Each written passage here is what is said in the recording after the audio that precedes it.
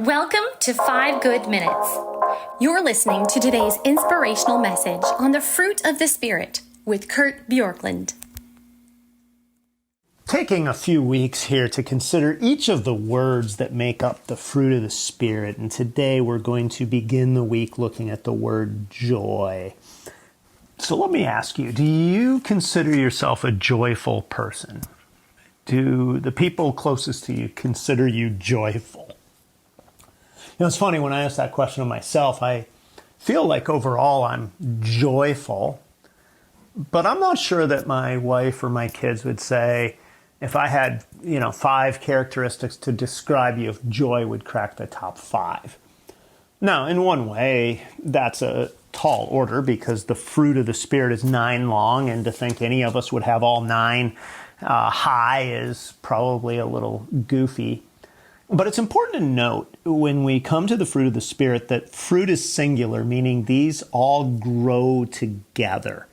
In other words, if you are really joyful but not peaceful, or really self-controlled but not gentle, then that's probably a result of a little bit of natural inclinations or even a societal response, meaning you're socially conditioned to do certain things that have helped you along the way. Because the fruit of the Spirit, the idea of the fruit of the Spirit is that these things begin to grow in us naturally over time.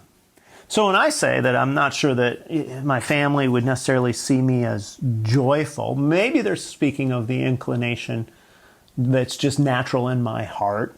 Maybe it's because sometimes they get the side of me that's driven and not always just playful, but obviously they also get the truest sense of me.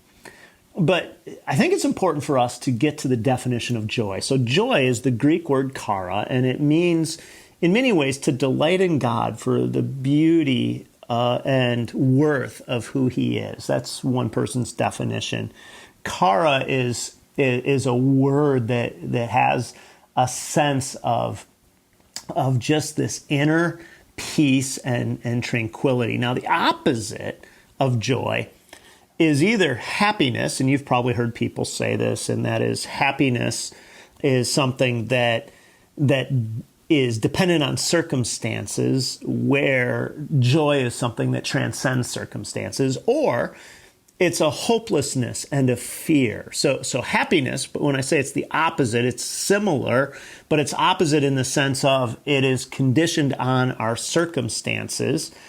And in some ways is more than an opposite, it's a counterfeit. It's an elation that's based on how things are going, or on a blessing rather than on the giver of the blessing, God Himself. And now this attitude is commanded in chapter 4, verse 4, which is a whole nother question. How does God command our emotions? How can He tell us to be joyful? We either are or we're not. But I think what's happening is He's saying, I want you to develop a satisfaction in me that transcends your circumstances, where you're not going to go up and down based on how well things are going. Now, clearly that doesn't mean that you're not going to be devastated with bad news, or go through a season where life is hard and it's hard to get your footing. But what it means is that ultimately, even after that devastating news, your joy transcends whether or not that thing is true in your life. And that is a life that has a joy and a fruit of the Spirit that transcends our circumstances. And so that is the essence of the command. It's the essence of what it is that we need. And so when I say that I feel like I'm more joyful than maybe how my family might answer that, I would hope what that means is that they are referring to just my general happiness. And they may not say, hey, that's one of your top 5 qualities. They may choose other words. But I feel like over time that there is a sense in which I have come to see that God is more beautiful than the other things that I hope for. And so there is an abiding joy in that. And in many ways, what joy points to, and we'll come to this in coming days, what a lack of joy points to is that we've elevated something to be a rival of God. We've created an idol, something in our lives that we say, I have to have this. Without this, my life can't be joyful. And what joy or contentment really shows is that we've said, I have enough in God, and these other things, I'd like them to be true, but if they're not true, I am still okay because I know who God is and what God has done in my life.